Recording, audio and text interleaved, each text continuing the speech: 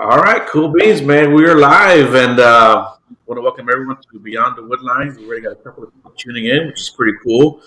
I'm Joe the host. I hope everyone knows who I am, and I've got my lovely and talented co-host Shannon Rogers with me. How you doing, Shannon? I'm doing good. I'm doing really good. That's good. Happy Easter. Yeah, happy Easter to you too. We can call this a special Rona edition since I got the virus, but I have well wishers on Facebook. And just let everyone know, man, I'm feeling pretty good actually. I think if I was out and about, I would be fine. Someone saying hi to Stacy. Go get them. James Bros. What's up, James? But what you been up to, Shannon?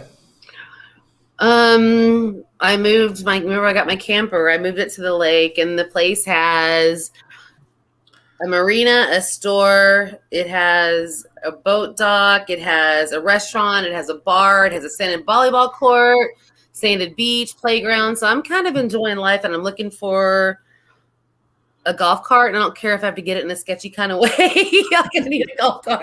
That's cool. Everyone has them there. So I'm doing really good. I've been doing a lot of moving and getting everything adjusted, but I think I found my place for a while, and I like it. So I'm happy.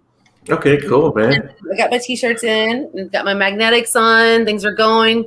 Have an event this Saturday. I have 4 spots if anyone is interested. It is a benefit for Ken Potter. He had a heart attack and passed away, unfortunately. He was supposed to be my featured investigator on that event. After the event flyer was out, he did have a heart attack and pass away. So we are having an amazing event for him this coming Saturday. I have 4 spots if anyone would like to. It's for a good cause. It's not expensive. So I'm just going to throw that out there. Hey, cool, man. Yeah, we appreciate that. And it's for a good cause. So I hope people are able to help out with that if they can. And so as usual, people don't usually tune in to hear me and you babble. They usually tune in to hear our guest. And this week we got a really good, a cool guest. Someone I've known on Facebook for a little while, and pretty popular guy in this crazy genre that we're in. His name is Stacy Brown. How you doing, Stacy? Doing good, bud. How about y'all? Not too bad, man. What have you been up to? Every time I look, man, you got something going on, man. You always got some good projects working, man, and that's pretty impressive, dude.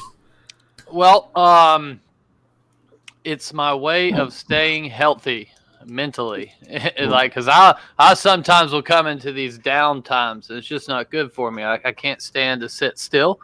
So I do the things that I love. Because about 7 years ago, I decided I wasn't doing anything else I didn't want to do anymore. And life's been great ever since.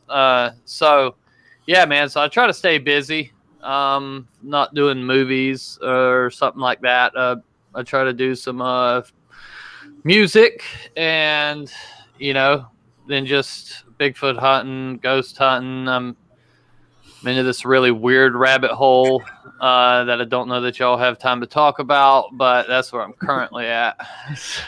No, yeah, man, we definitely got enough time to talk about it. That's actually one thing I wanted to talk to you about. When people see Stacy Brown, they always correlate that with the Bigfoot stuff. And not a lot of people actually know that you are into the paranormal. What got you into doing that? The paranormal? Yeah. Me and my dad had this thing that, I'm going to hear something one day.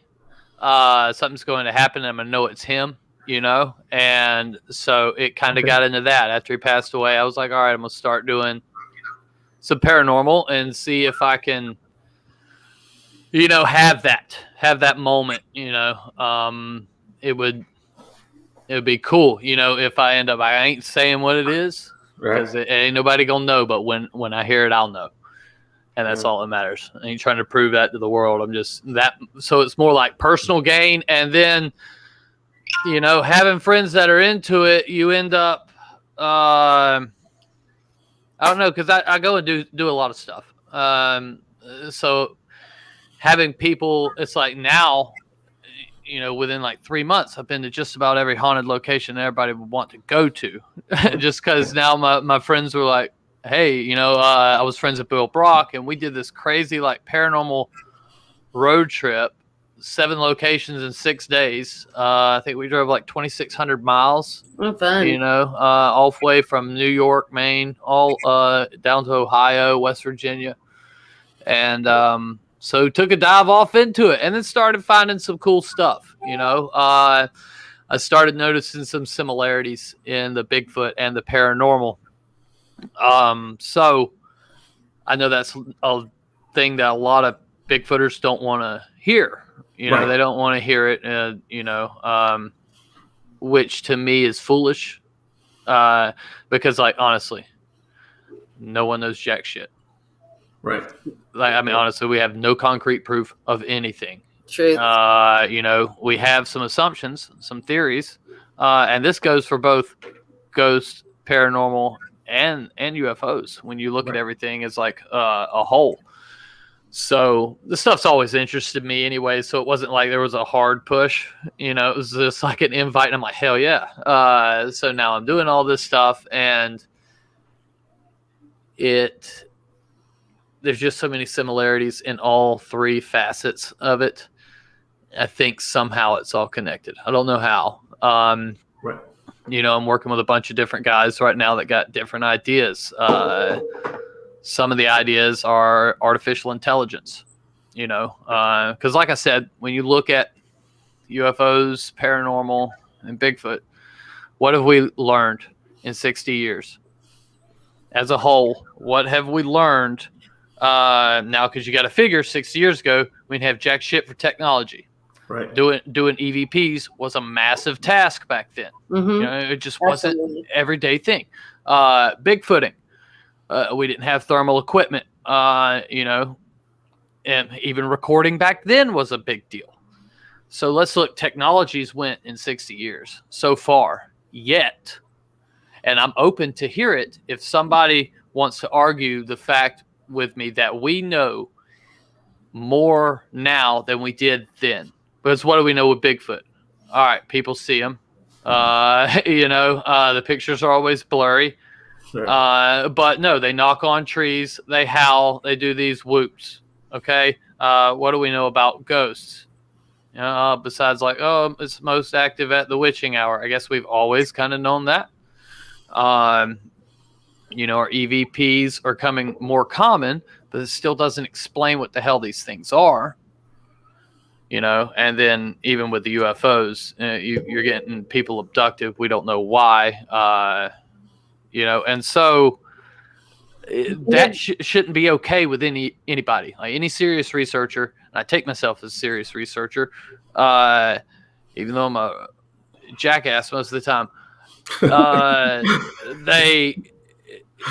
They all have a problem with like, well, hey, let's expand our mind to maybe so we can actually gain some ground as to what these things could be. What little experiments can we do to maybe prove some of our theories? So I think the best theory in the Sasquatch realm is the mid-tarsal break on these tracks. Well,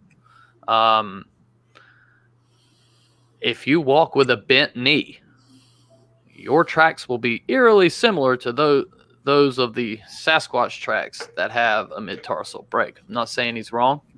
Right. I'm just saying that like I can really, just me bending my knees and walking, like you say the Bigfoot does. So maybe they don't have a mid-tarsal break. But anyways, like I said, we haven't learned anything else. Right. And I'm all about expanding and not listening to anything that anybody has told me. Right. Yeah. One thing I wanted to kind of interject was like when you talked about all the technology that we have now, it seems like we have more questions than we did back then too. Technology has just created that for us, really. When you think about it, just more questions than answers, and right. And that goes for anything in the UFO or the paranormal or the cryptid world. The thing is energy based, and when you're throwing in that crazy technology with it, it's just it's going to leave more questions than answers. That's a good point. Yeah, but you would think that we would get some answers. Yeah. You know what I mean? Like some answers, just even a little bit. Everybody just assumes in the paranormal world that these things are spirits. Right. Based on what? Like, okay, you've seen somebody. That don't fucking mean that's a ghost. Right. You know what I mean? Hey, we could be living in some type of simulation. Like, open your thoughts. And that's where I'm butting heads with a lot of my, I guess, colleagues or friends. They want to, argue these things with me because they're sold on either it's a gorilla or, that is a ghost, or these are things coming from another dimension. What if not? Like, we're really right now on the basis of creating an AI that can run the whole damn world. Right. Like, would we agree on that? Right. In the next 20 years, it's probably going to be a real thing, especially with 5G. So, how do we know we ain't done created that shit long time ago? Right. And we just been living through this simulation, and then maybe these things are projections, these spirits, people are seeing them walk in the same place at the same times in the same house. So is there this ghost of your grandfather or whoever that has been bound to suffer through eternity to walk down this damn hallway? Right. Like, think about it. Right. I think everything has more of a purpose than that, so maybe that veil that people talk about, the quest to break down the veil,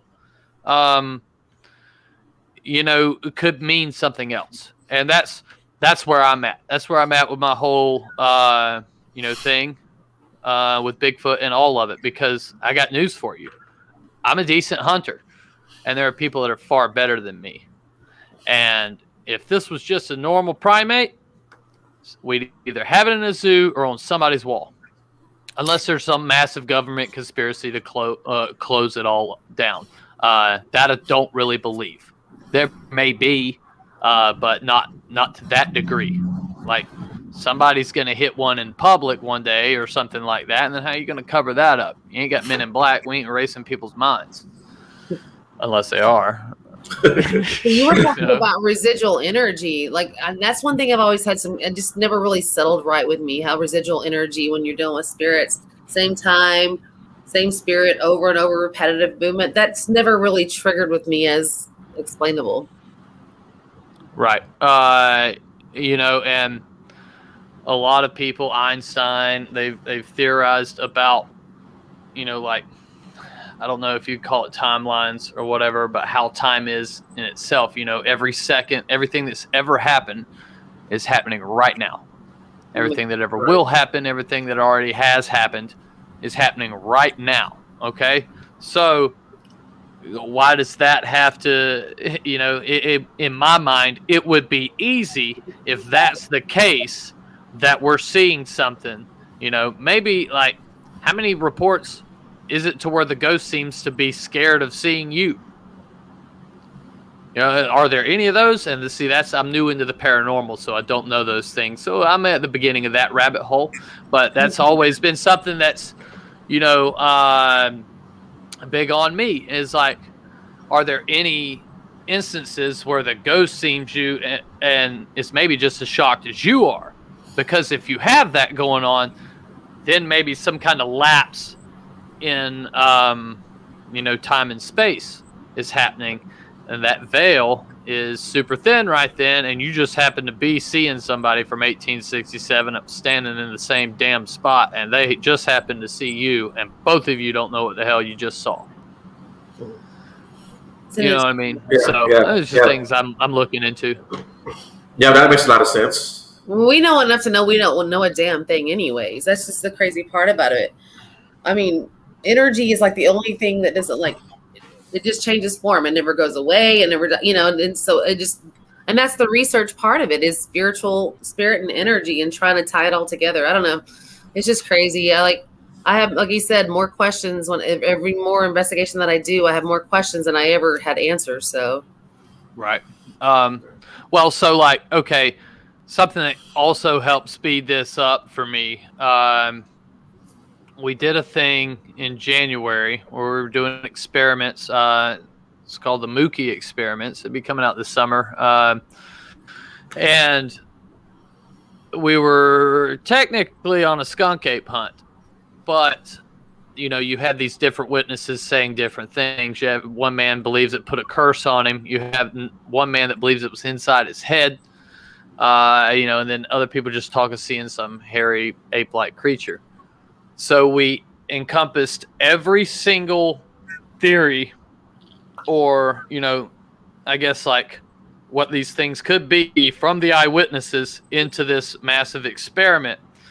So we did things to, if it seems like it was actually in your head, almost like it was a machine, or if it seemed like it was an alien, or if it seemed like a primate. So we did all these, and we hooked up with this guy in the UK named Patrick Jackson. He's an author, like a reverse engineer, really brilliant guy, which is so fun to talk to people like that who are like obviously more book smart than you are. And you see yourself as like Matt McConaughey from like back in the day or some shit. So you're just like, oh God, I feel stupid, but it's fun. I love being in this situation. Anyways, he had this crazy experiment because he believes that going back to the Foo Fighters from World War II, he believes there's basically these spheres, which there have been spheres found. Dr. Alan Hynek looked at one in Jacksonville. I believe it's in the 70s. Anyways, this sphere, you could try to roll it off the table, and it would stop at the edge and like roll around and stuff, right? So it looked like it was thinking. And he believes these things are extracting something. He said maybe it's DNA. He can't figure that out. But he built this device, the atomic flashlight. And he says when you do this, it will draw these spheres in. That certain times of the day, these spheres will transmit their data back to wherever it's going. And so if you come up to it during that time, it will make a projection to run you off. So let's say it's transmitting from the woods, and a person's walking up, it makes a projection, Sasquatch, person turns around and goes the other way. Okay? The longer you stay, the more intense it gets. And he believes a lot of these hang out in abandoned buildings or places that are known as haunted houses. And so that would be your ghost activity. His theory says that Sasquatch may still exist. Ghosts may still actually be, spirits clinging to whatever.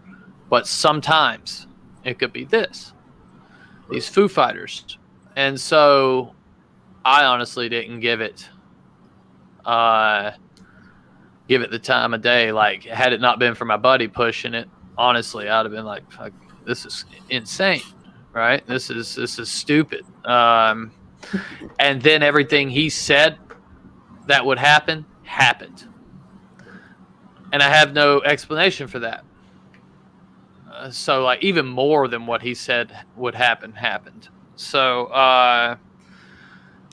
and you just have to watch a show to figure it out. But anyways, it blew my mind, like what if he is right, is it an AI kind of thing? Is it aliens? So it was really fun. But yeah, that was the most recent big like expedition I did. And it's got me railing still, because like we're planning the next one to even go further down that same rabbit hole. Sweet. And where did y'all go for these? I don't know, experiments, if you want to call them that. Can you talk about that? Yeah, we went to Mayaca, Florida. Okay. It's a big skunk ape area. I've been there doing research for years, anyways. So I had all these very different reports. And then if you can combine them together in one big experiment, where you're actually trying to find the truth. So, hey, if you don't believe Bigfoot's supernatural, that's fine. I'm going to go out here and try to figure this out anyways. Do what these people over here say works. Maybe it is. We don't know that, but I think our problem is going to be is like getting people to actually open their mind. And it's so funny to me because Bigfooters, paranormal, all that, when they talk to normal people who don't dabble with this kind of stuff, civilians, yeah, they want them to be open-minded, right? Okay, but then they get stuck in this damn rut, and they close their mind. they close their mind to everything else. Like people are actually ignoring the amount of orbs that are seen when a Sasquatch is being sighted. Like people are straight ignoring it. Like, that's too far. That's too far. What they call them woo. Oh, they've went crazy. You know, they're the woo. It's like, hey, I got fucking news for you, bud. You're running around chasing an 8-foot hairy man through the woods, and now you're calling somebody crazy? Get out of town. Like, am I the only one seeing this? You know, we're all crazy to be doing.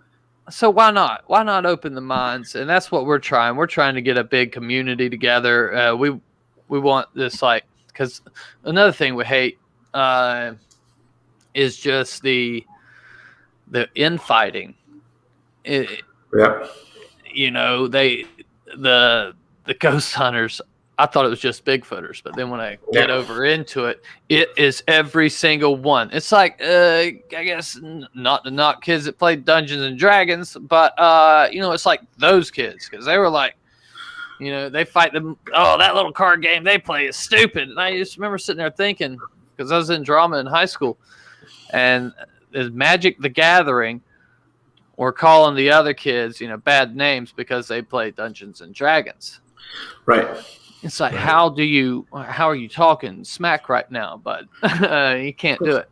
So we would like to start something that just unifies everybody. Everybody works together. I know it's a pipe dream,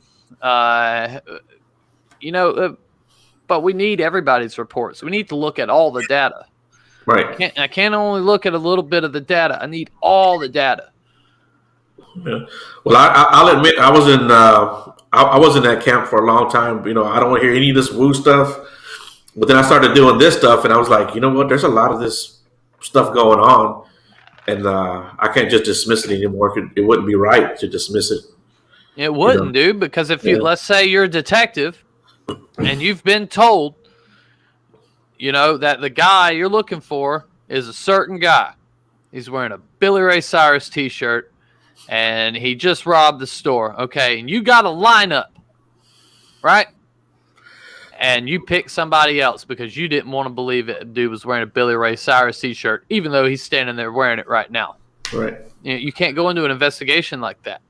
You have to let the facts dictate. The truth will set the rules, not you, not whoever from back in the 60s or the 70s that was like, oh, some big famous guy, and they said that's how it is. Hell with them. I don't know them. They might have been stupid.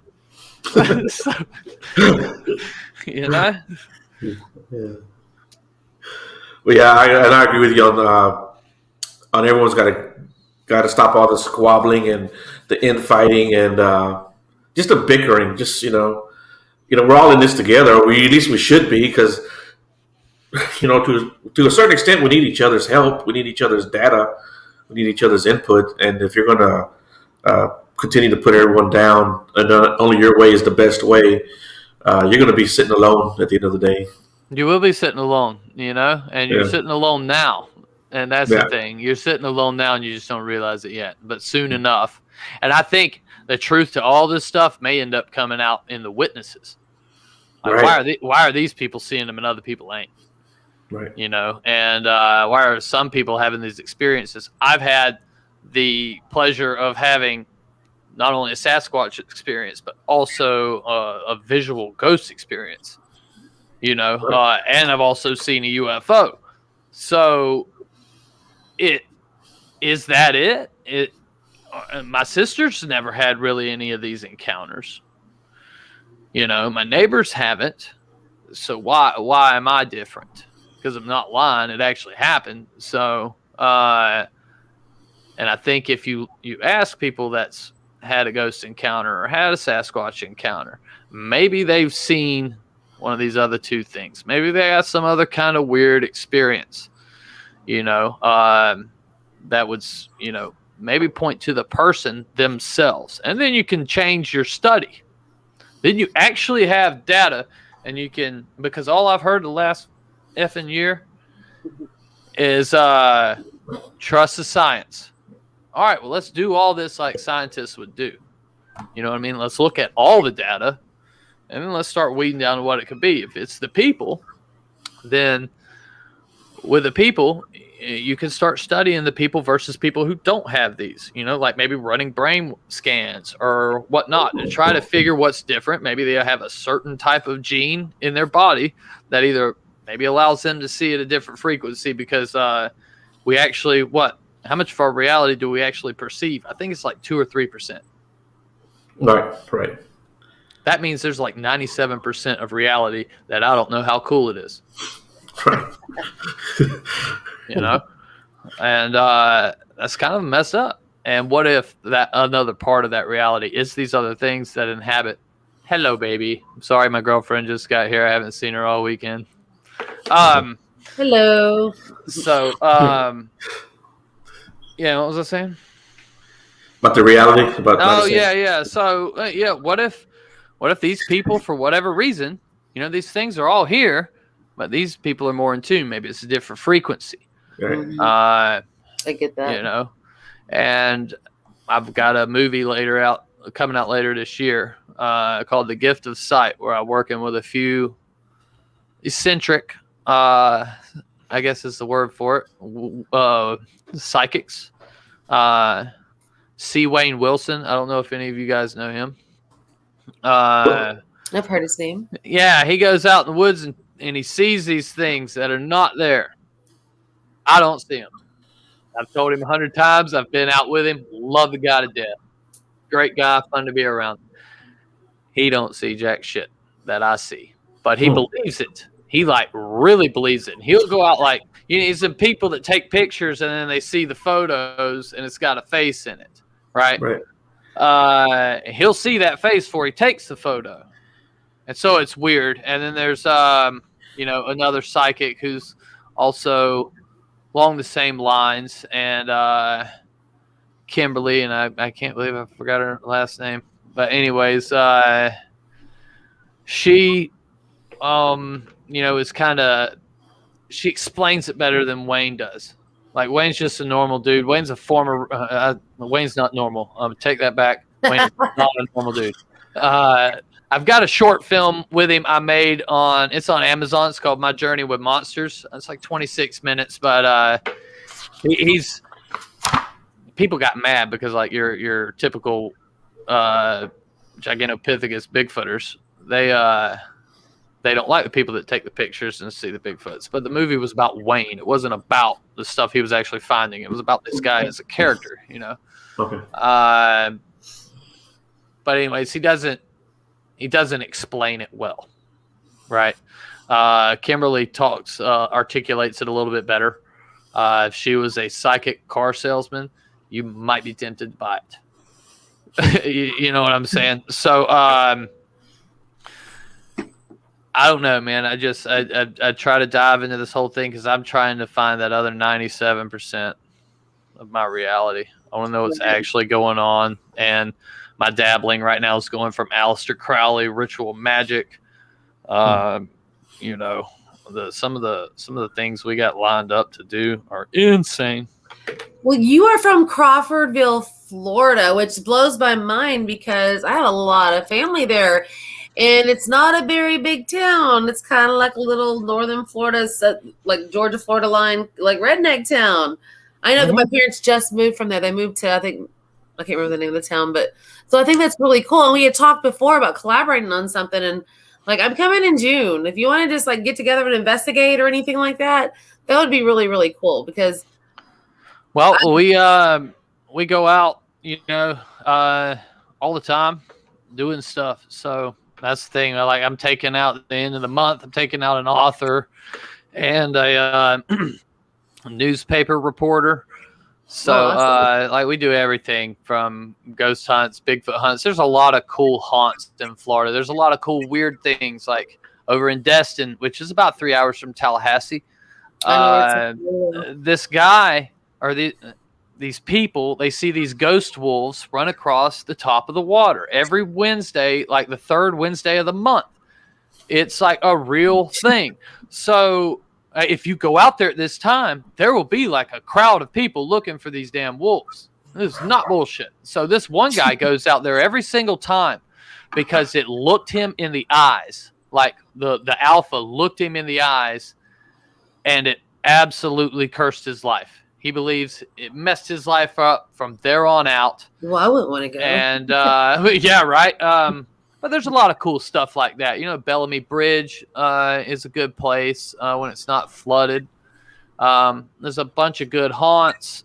You know, there's a bunch of good like skunk ape stuff and, you know, UFO watching. Just go to the beach. I think there was like a music hall or something in Montecito. Monticello. Yeah, Monticello. I think there's like a opera house. Yeah, opera house. That's what my stepmom was, or my stepmom. I call her mom, not my stepmom. She's my mom too. She was telling me about that place, and I was like, I gotta check it out. The problem is I want to do an event while I'm there, and so it might have to be like a private family event. But yeah, I want to check that out. I heard it was pretty. Yeah, there's a bunch of stuff. Trenton's got an old jailhouse. It's kind of smaller. One of my good friends lives up in Tallahassee, and he owns the Warrior on the river. And tell me about that. Yeah, it's the old riverfront, and it is really haunted, like really, really haunted. And you know, we did an event there. Just to raise money for his little music charity that he does out of that place. And because I love the music and I love that program, you know, the Tallahassee Live Music Charity, just a plug for my buddy. Take care of my people. Yeah, but they put like instruments in the kids' hands that couldn't get them and teach them lessons and stuff like that, you know. Awesome. So, yeah, it's something I can get behind. Although when I was that age, I got a job. Mowing grass, cause I was mowing grass. What people doing ghost hunt benefits, you know. But yeah, so I had the hard way, but I can get behind that one. And there's also like a lusty battlefield. It was like the bloodiest battle in the South, I believe, or something like that. Some little knowledge like that. But they see like whole regiments walking during the daytime and stuff that actually won't be there. So, that's pretty cool. I'm writing this stuff down as you're talking. So, do you have a bucket list of stuff that you want to do, or stuff that you're probably looking forward to doing? Bucket list. I will complete one of my items on my bucket list next year. I'm going to travel with a team of people to Bluff Creek. Okay. And try to recreate the Patterson Gimlin footage. I have a costume maker who's already says that he can do it. He claims it is a costume.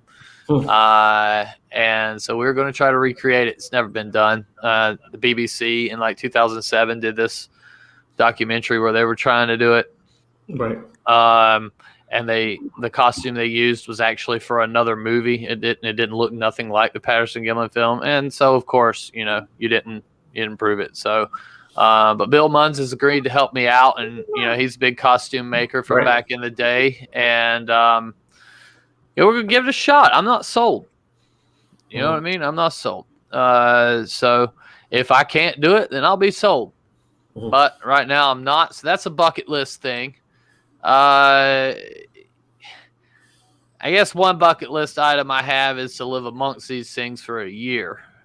You know, just dedicate a year to my life and just live out there. Maybe I put a cabin in the middle of a place, like a brand new cabin in the middle of, you know, skunk ape habitat. Because I really don't want to leave Florida. I love it here. It's hot. It's great.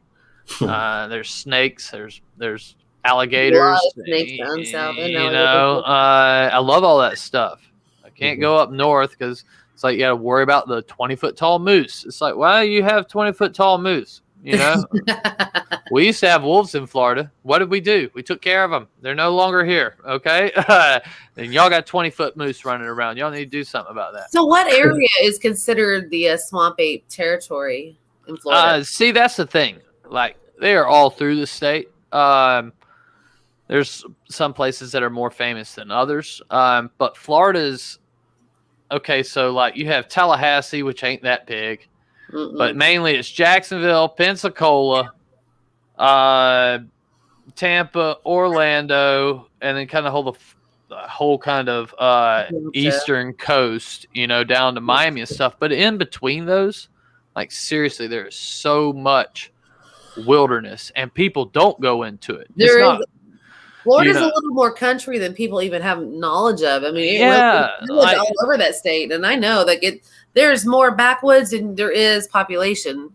Well, when we did Finding Bigfoot, I was setting up their town hall for them, and we used.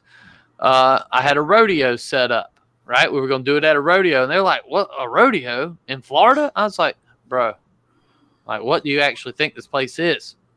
And they had no idea. They had no idea how country Florida can be. Yeah. And a lot of things with the wilderness is just because of the standing water. Most places are like a foot above sea level. Water table will be just 8-10 feet down, if that. And that standing water, so the mosquitoes, the snakes, mosquitoes are like massive. Most of them are poisonous. People don't go out into it, especially in the summertime. We do a lot in the summertime because of that, because people won't be out there. So we think maybe they realize that and will move around more freely or something. Right. So, we're at risk that way. Yeah. I went out last weekend and harvested a bunch of chiggers. I didn't, my supply was low. I wasn't meeting my expectations. So I did go and harvest a bunch, but I found some really cool stuff around the isolated pond. A bunch of breaks. We recovered hair, which we're going to have tested and stuff because, like I said, I'm still skunk ape hunting. Even though I think it has a possibility for being something else, I'm still uncovering every stone. I still treat it like it could be a big primate, but I'm also carrying like REM pods and stuff with me. It's just my gear bag got bigger, basically. Yeah. Can you read the comments on the screen? Yes, Lupe. Florida does have taco stands. They do everywhere. I don't know that I would eat them. But they do have them. But yeah, hey. There's a lot of migrants in Florida, especially around the southern, like Immokalee, LaBelle area, Fort Myers. A lot, like of the population because we have the harvesting. Also, the orange groves. I mean, there's a lot of culture. Oh yeah, there's a lot of diversity in these, especially these country towns. You'll see it in the cities, of course, but you see that around.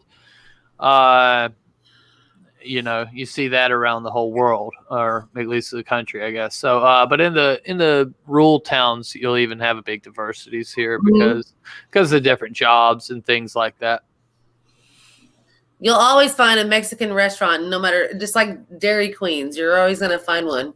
My guts can't handle them. I don't know how you can. I can't eat that stuff all the time. It's like, I'll be hurting, son. Just thinking about it now. I got to get stock in Pepto. I think that's or Prilosec. So, have you been able to travel to any other part of the world to do any kind of investigations or your Bigfoot hunting? No. I've been to Mexico. Yeah. While we're speaking about tacos, I've been to Mexico. It was really nice. I went to a tourist part. But I didn't, and we went to these pyramids down on, I think, the Yucatan Peninsula is where we were at. Okay. It was a very beautiful place, very hot. Right. Yes. Very hot. But yeah, I just been countryside, that whole airplane thing, even though I don't mind it, I can't really sit still that long unless I'm incapacitated. Yeah. So if I'm going across the pond, it's going to be like morphine or Ambien, one of the two. Something's going to have to maybe both. Maybe both. Well, I seen that you went to Lizzie Borden and as well as the Conjuring House. I just did that a few weeks ago. I did both in the weekend when I was up there. And we went to the original Lizzie Borden house. And then when she got acquitted, we went to her new house. And then we went to the graveyard. And we got way more activity, I would say, doing that than we did at the Conjuring. Not that the Conjuring wasn't active, but that was a fun weekend. That was a fun weekend. And y'all were just driving through like maniacs, just hitting it hard, huh? Well, so we actually got like 6 days at the Lizzie Borden house to ourselves. Oh, you did? Oh, yeah. I saw So photos. I was wondering. I'm like, oh. Yeah, we spent, I say to ourselves, we spent 4 days at the murder house where she where somebody committed the crimes.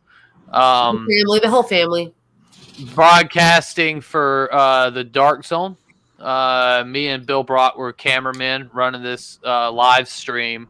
Very stressful situation because they had like thousands of people from all over the world watching this program. You know, they have paid to watch this, 24/7 ghost hunts. So stupid. We had no sleep. And I think it was the last day.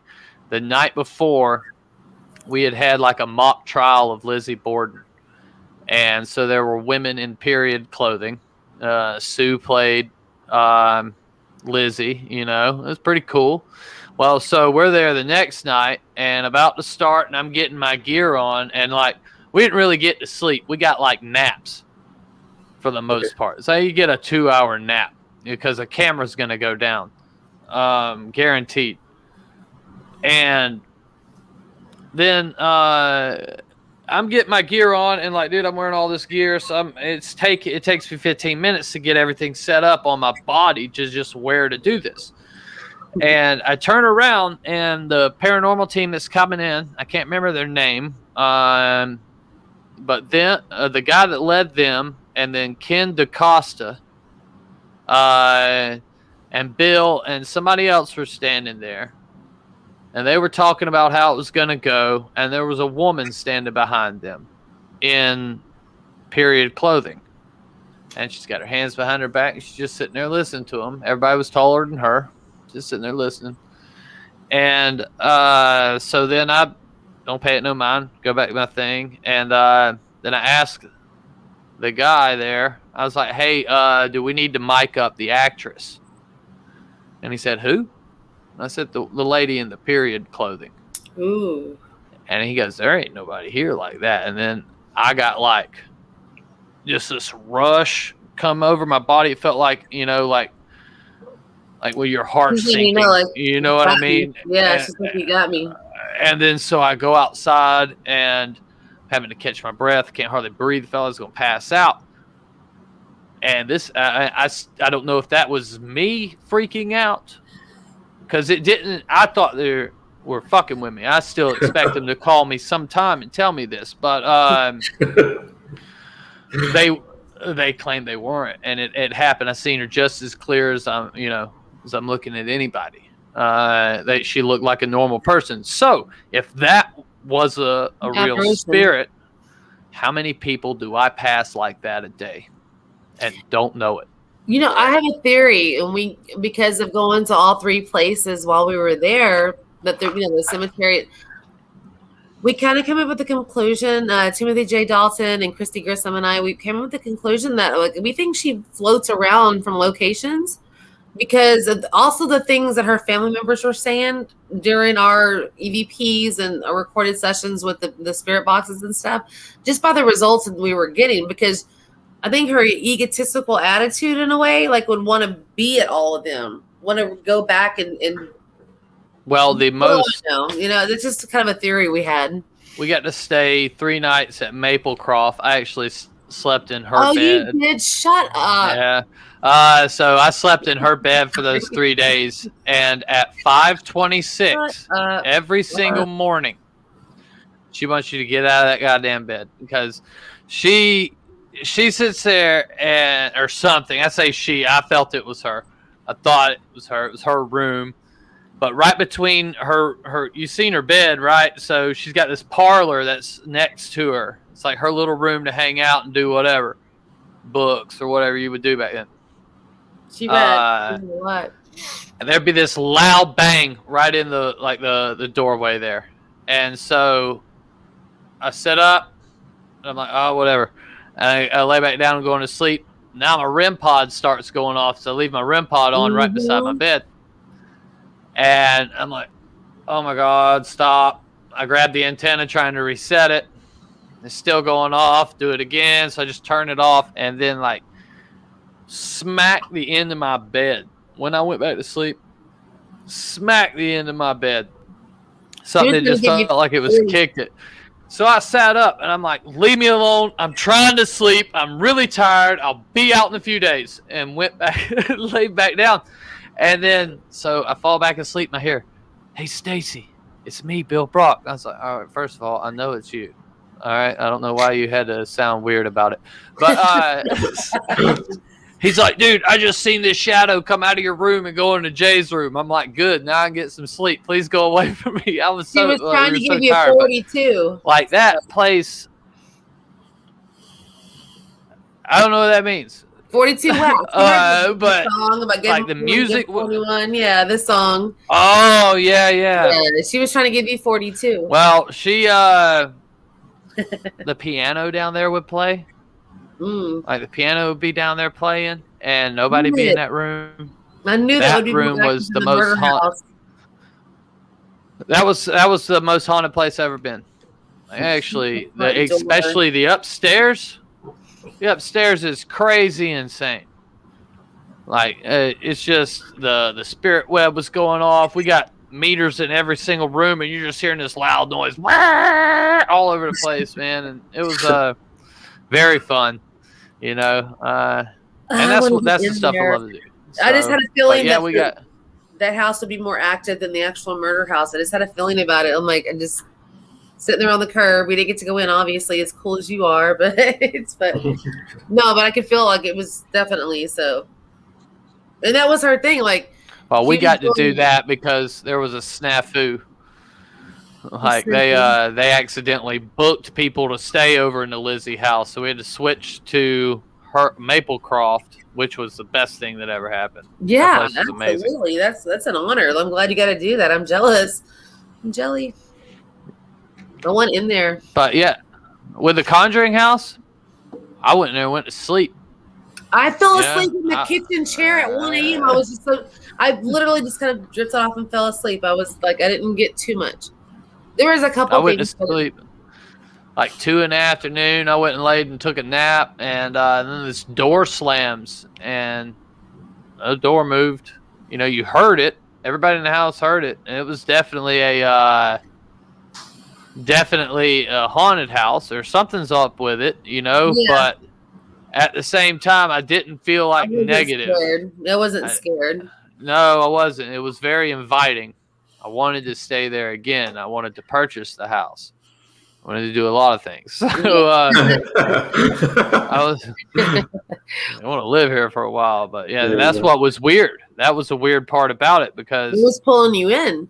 And that's what it seemed like. And so I know people that have stayed there for a long period of time, and you know, they feel that way. They feel that way too. Come stay with us.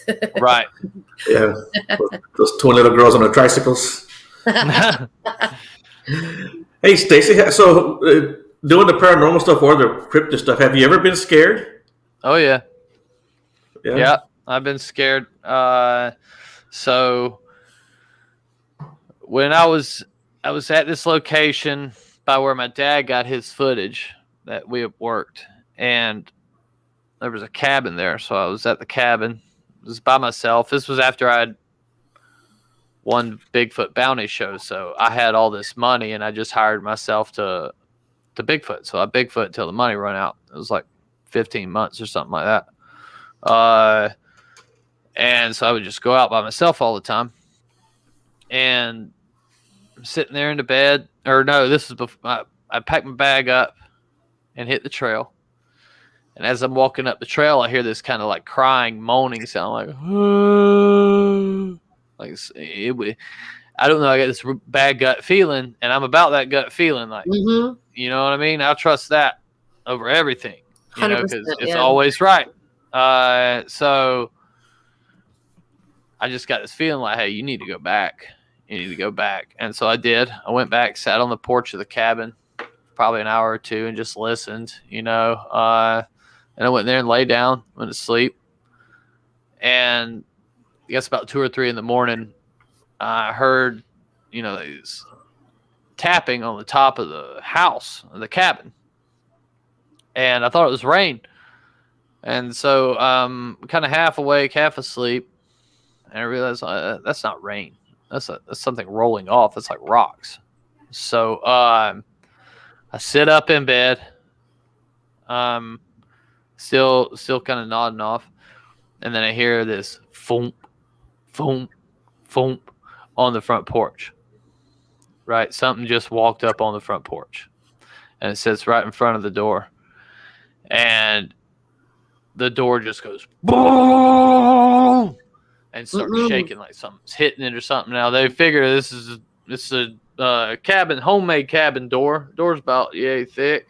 Little chain holding it. You know, I believe whatever was on the other side, had it wanted to, could have snatched it. But I'm done. Most of the time in this situation, my gun would be right here, right?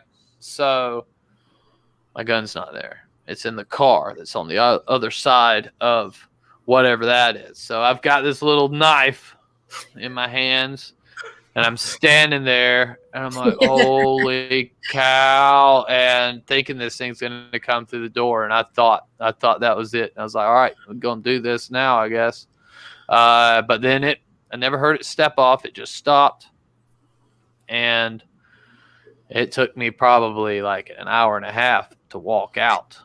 To calm down. Oh my God, I was so scared. Like, that one got me. You know, you never really, because, hey, I stay in them woods now all the time. I go out there on like 10-day trips, 10-day expeditions.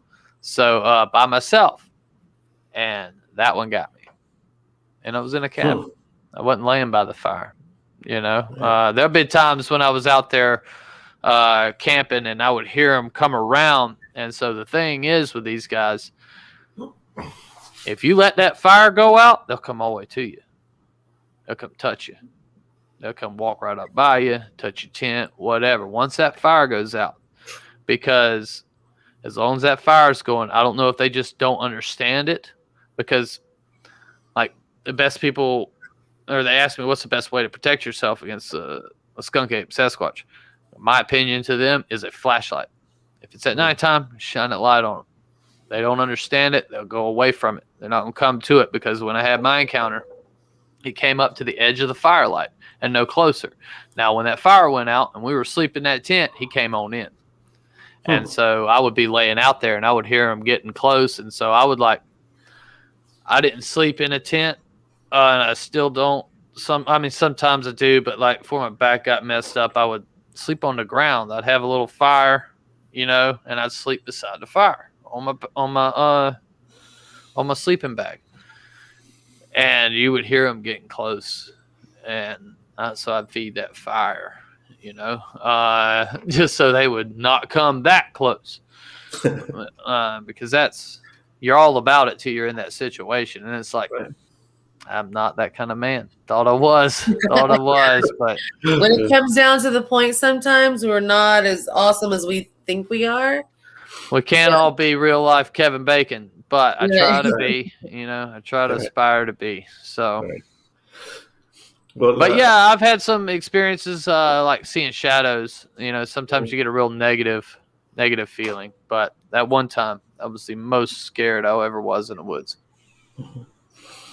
We're running up on an hour here, but before we leave, I want to ask you your opinion on cryptids, water cryptids, where there's lakes, rivers, the oceans. Do you believe in that kind of stuff too? Oh, 110% on the say I was a commercial fisherman for a good little bit, and we fished like 100 miles offshore, and some of the stuff you would see, dude, like amazing. The ocean is a whole nother world. We don't understand it, you know. There's things down there that we may never know. It's a conduit for energy too, so of course there would be more. It's a conduit for a sunburn. Yeah, I don't know about energy, but it is for a sunburn. So, yeah, man, like I seen like these damn big ass sea turtles. It's like Jack Sparrow rode up on. There you go. Right. Like, coolest thing I probably seen. We had a water spout come up by the boat one time, and then I thought we were like 80 miles offshore, and I thought we were going to hit this damn sandbar. I'm like, oh my God, what the hell? We're about to hit land. And my captain's like, bro, we ain't hit. I'm like, no, look. And then you look, and it looks like you're about to hit land. And what it was a rainbow. That's where the rainbow started from. No shit. And so it changed the color of the water and even the air, because like then you didn't really notice how much salt. Yeah. You never can see the amount of salt or like moisture, I guess, that's in the air, but it's always getting all over you and stuff. But when that rainbow's coming down from there, it lights all that up. And so it's just this weird, like, to be in the rainbow was really badass. That was one of the special things. Like, I can say I've actually been in a rainbow, like, and that was mind blowing, dude. Because I thought we were about to hit like 6 foot of water. I was like, bro, if we get stuck out here, that's all I was thinking. Oh, great! Why is there a sandbar 100 miles offshore? You know? Yeah, that's pretty cool. That is cool. Yeah, I'll tell you your story real quick. I was talking to this lady.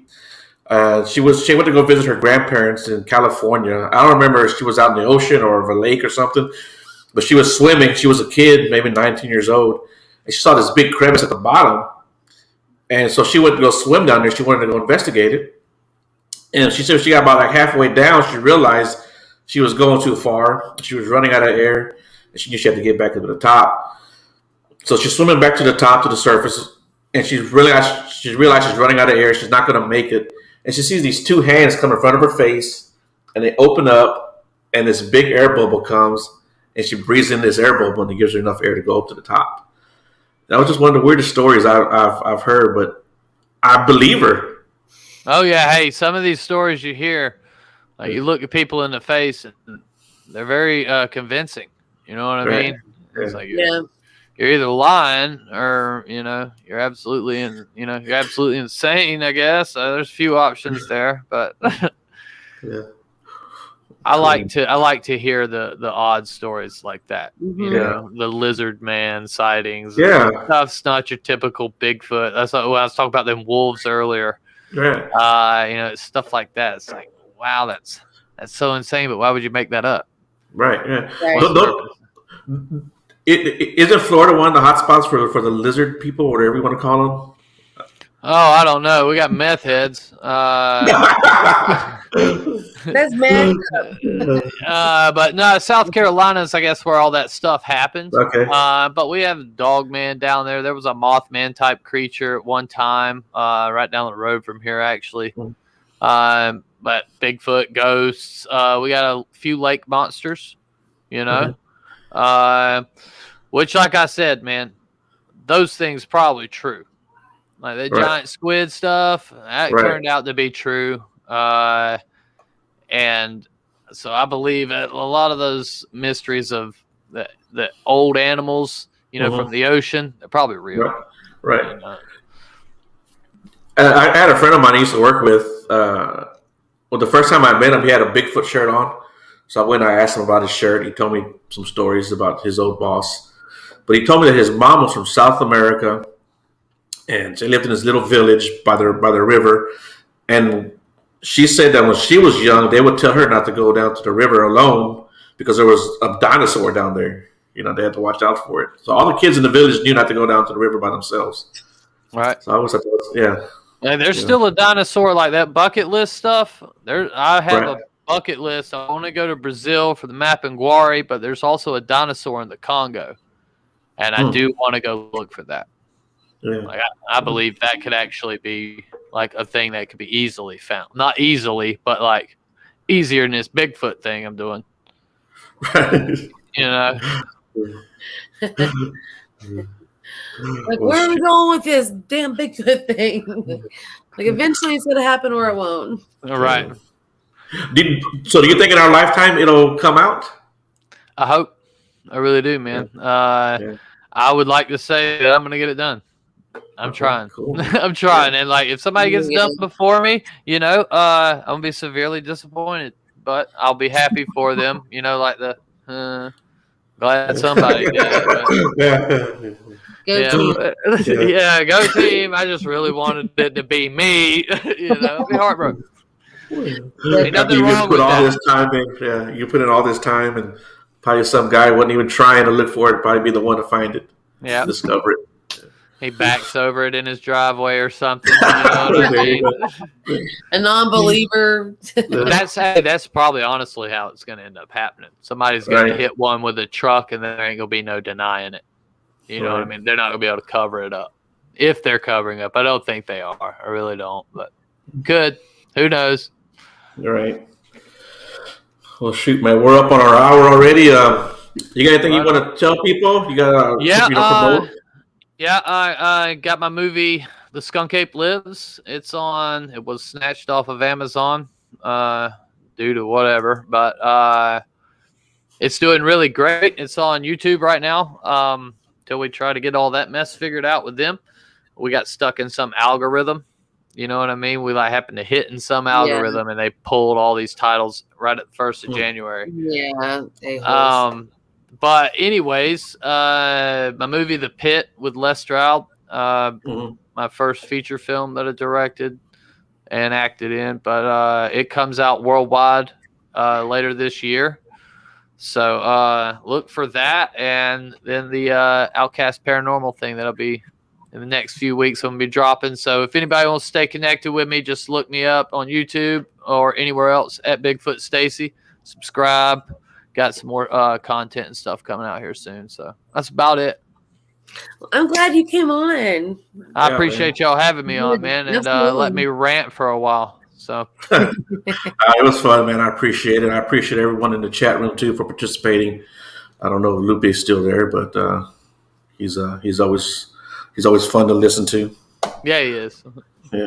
But anyway, man, thanks a lot for joining. Everyone, like I said, thanks for joining the chat, and I guess we'll see you guys next week. Stacy, I appreciate it, brother. Next week we have Todd and Leanne on, so that's Midnight Wolfpack. That's cool. That'll be cool. Well, y'all have a good one. Bye. All right, man. Thanks a lot, man. Appreciate it. Later.